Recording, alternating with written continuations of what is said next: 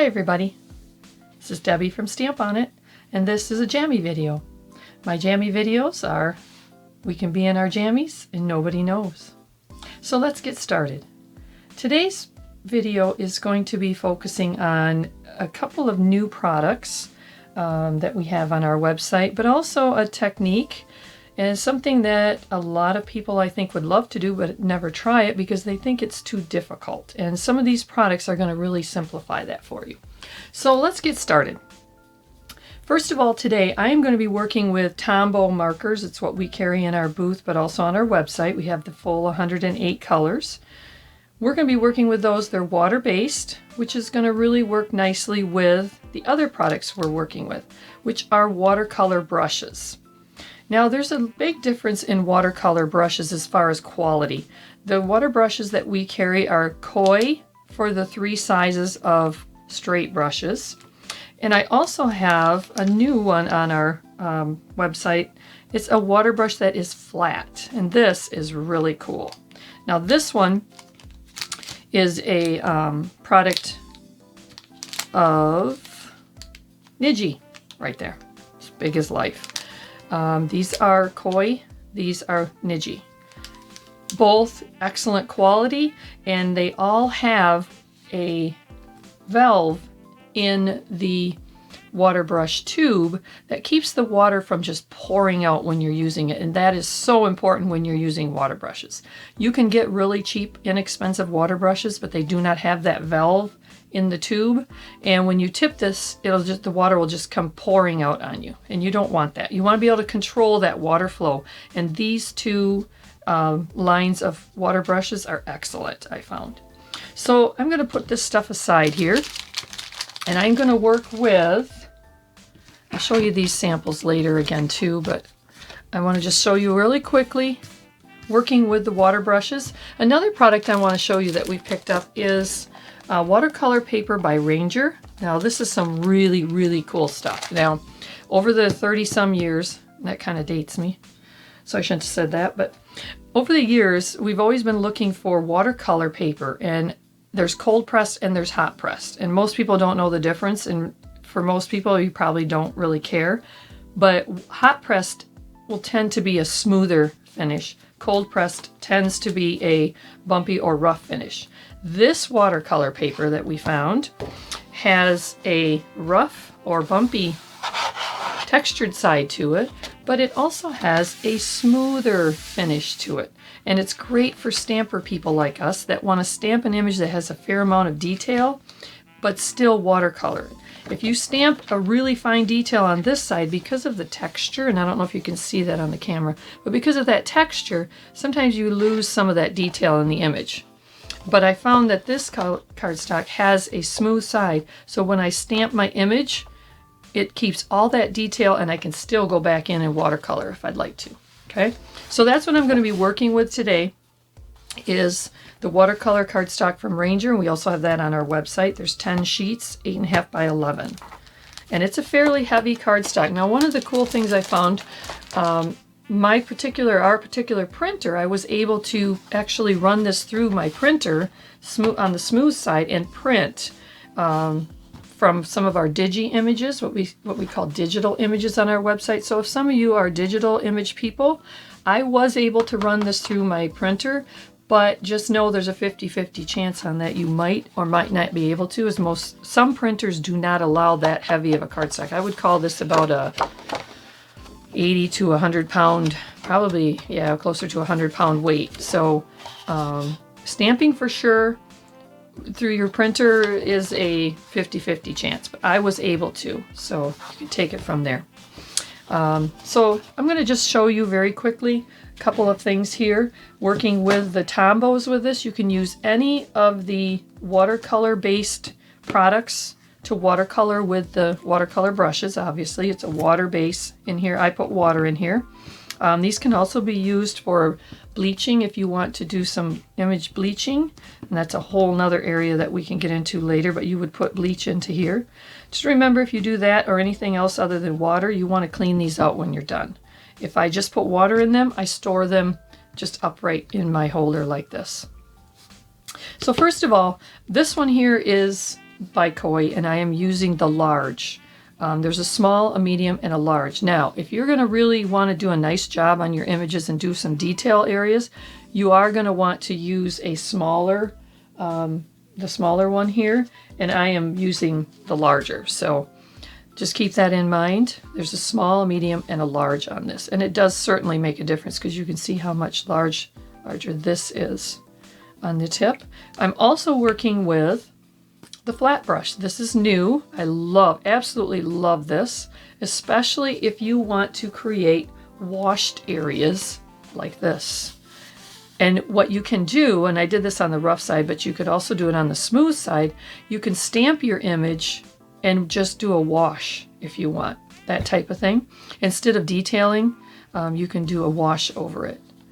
And I'm going to actually show you with this one, using the wide brush, I am going to do a little imaging here. And I forgot my paper towel, so let me grab one here real quick. You want to work with a paper towel off to one side of you.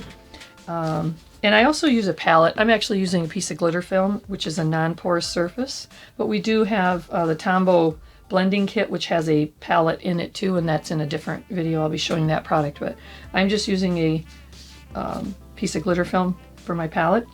And I am going to just put my colors of green on here that I want to work with. You do not have to start with a palette. You can go right directly to your cardstock with your color, but just know whenever you do that, you will lose some of the ability to move your color. And you will need to use a lot more water and a lot more time to do that. This is one of our artful images that I've stamped on here. And I love our artful line. It really lends itself well to stamping and watercoloring. Most of our samples in our booth too are done with watercoloring. So I'm going to just start. I've already got my water in my brush, okay? And when you get your brush, whether it's the flat brush or the Koi, follow the quick directions on the back side. The Koi brushes, you have to remove the plunger, the little cap that's in here, to use it. This one, you leave that in. It's got a hole through the center of it so the water can flow to the valve. But just follow the quick instructions. Very simple, very easy. If I can do it, you can do it. So I'm just going to pick up a little bit of my first shade of green off from here. And start with a scrap paper when you start doing a technique like this. And I'm just simply going to come to and swirl up. And you can add as much or as little color as you want. But I absolutely love this flat brush. And I'm just going to start with my darker shade at the bottom. Now remember people, this is watercolor. If you are a detail person and you are obsessed with detail and everything being perfect, this is not the technique for you. Watercoloring is more of a abstract art look for the most part. You can do a lot of detail, especially with the smaller brush, but just remember for the most part, watercoloring, it kind of says its name, watercolor. It is for just doing more of an abstract look. Now I'm going to my second lightest color, and you don't have to use these colors. You could definitely use any colors you wanted. I'm going right back over. Now, I'm not even squeezing my brush. I found that with these brushes, they're such good quality that the tipping of the brush pushes that color out, so I don't have to squeeze it. I can simply just go back over where I've already been, and the water is coming out on its own. And very controlled, which is what I really like. Now, as I get to the top, I'm kind of going to just tip my brush a little bit, so I'm not using the total width of it. I could come in with my other brush if I wanted and pull that color up too into smaller areas. But for this particular project, I'm just going to do a tipping of the brush and just bring it up. But you see what I'm saying about this is abstract. If you love detail and you want it to be perfect, this is not the technique for you. If you're going to try it and you want to try to go outside of that perfect box, which I really am more of a perfect box person, but I love the abstract look, and it's just easy and quick. Now notice I'm going over here and squeezing my brush a little bit just to get a little more liquid out, and just going to move some of this color into itself. And you don't have to have it all colored. You want to leave some areas possibly that aren't colored. We're just going to pull a little bit down here so that it's not sitting there all by itself. You can see that. We've just kind of started with a darker shade, and I can keep pulling that. See how I can still keep moving that color even though it's been sitting on there? I tell you, this is really fun if you just want to sit and play, and it's really quick and easy. And there we are.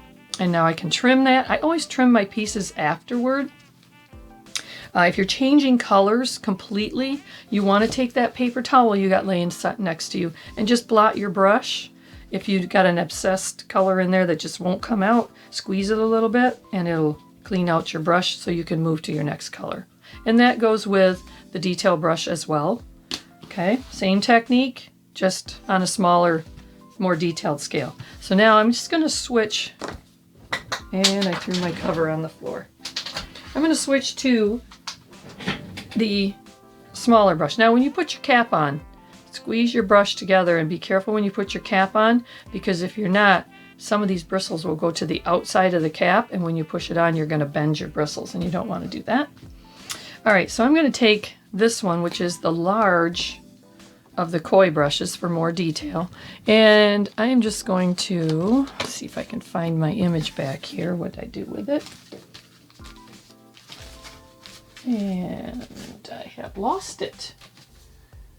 Even when you think you're all set up and ready, we'll just use this butterfly. This is one I was working on before. And I'm going to start with a couple of shades of blue and a purple maybe. So we'll just put that color onto my palette. And I usually work from a palette just because I like to have that little added control. I can always go in and add color directly to my piece with my marker, but I usually start from a palette, and then I can work out from there. So I'm just going to take this and I'm going to start along the body where he normally would be darker. Now while I'm doing this, I'm going to talk about another cool thing about mini stamped images, and about our stamped images too. And it looks like I got a different shade of blue than the other side of the butterfly, so apologize for that. This is going to be a little bit psychedelic, but you'll get the idea as far as the technique. Our stamped images, many of them have shaded areas where there's dots in the image. So that tells you in those areas the color can be and possibly should be darker to begin with. So when I'm done, I can always go back, and I like to always do that later too sometimes, is just lay a little more color into those areas. But I am going to put down a color or layer of color here on my entire piece. And notice I am not squeezing my brush, I'm just kind of pulling the color across. If I have areas where it's a little heavier, I can always add a little more color by squeezing gently on the barrel and just pulling it out. And I'm not going to go through this entire piece. Now I can come back and I can pick up a little more color and add it to those areas where I want it to be darker. Or I can go directly to the butterfly and just add color where I want it. Those areas that I want it to be darker, and then pull it out. And again, remember, this is not a perfection thing. If you need to have exactly areas perfectly colored, this is not probably a technique for you. Although with the different sized brushes, I will tell you, you can get really detailed. Now I'm just working with the large one here. I'm not applying a lot of pressure, so my brush stays very pointed. Now if I wanted to, I could turn it around, and I'm going to use my paper towel and just clean off my color a little bit. And I could come back from the other side and add in some purple or another color. And I can pull that across. Again, where I want it to be darker, I'm just going to put it in darker in some areas and just pull it.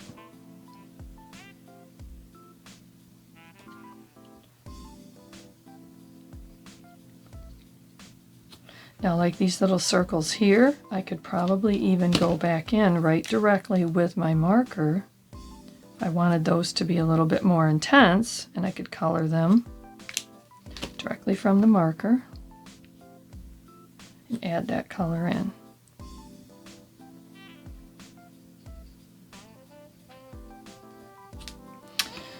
So you can see that there is a lot of things you can do with the watercolor. You can be very detailed, you can be very dark colors, you can really blend your colors. And you know what I found? If I don't like what I did, it's too purple, or it's too blue, or it's too yellow, or it's too green, just keep adding color and just keep kind of blending it. You can remove some color by using your paper towel, picking up the color and pulling it back away. To make the two sides of the butterfly match, you would want to do that. Obviously, I started with the wrong shade of blue here for the other side. But you can see where I can even, after this has been laying here, I'm still moving that color. Still blending it in. And I could come in here and I could make these a little darker.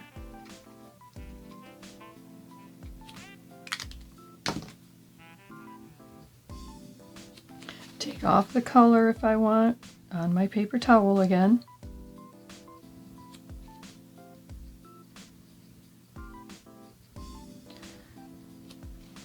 So there. I don't know how well the camera shows that, but just gives you an idea of watercoloring with water brushes. I am using watercolor cardstock, which makes it very easy to move the colors. I'm just going to show you a couple of samples now.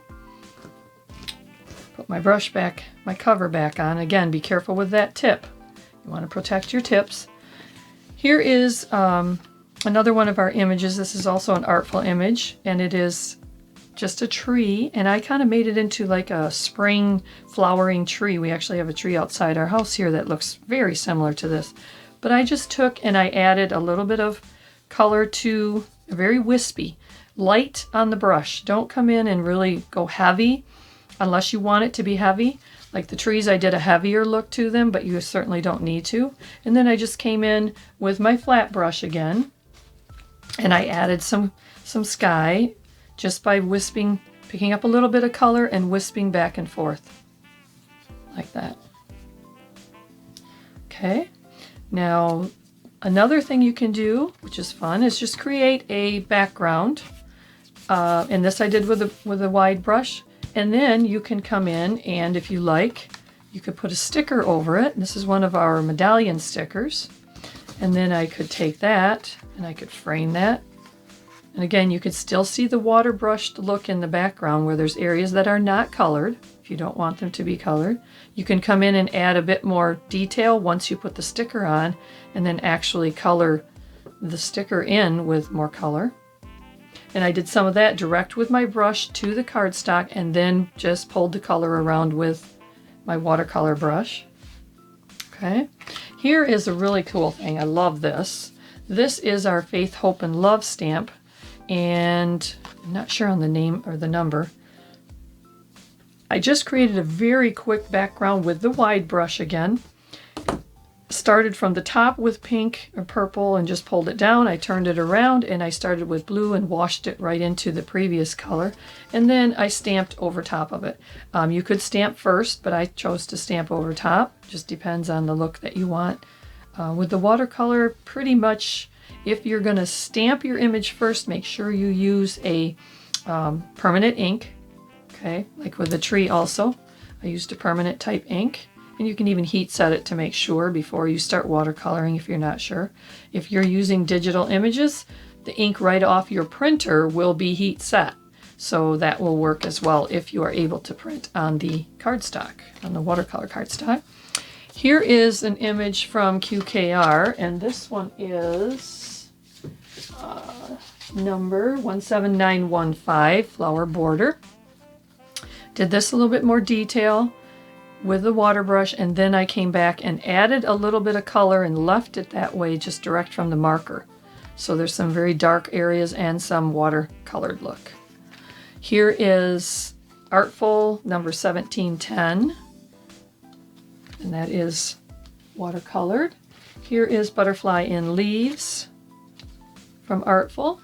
I'm just going to show you a couple quick samples here. Here is the Bunnies in Love 635 Smooching. It's one of our best-selling images. We also have a die that matches this one. And I think that's the samples that I quickly had. We have some on our website as well.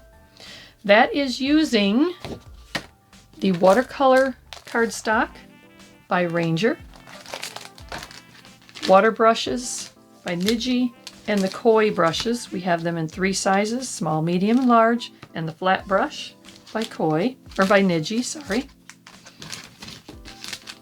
So that's just a quick rundown on some new products and just a quick technique on using them. If you have any questions, you can email us right off from our site at www.stamponit.net and check us out. We'd love to have you order. And thanks for listening.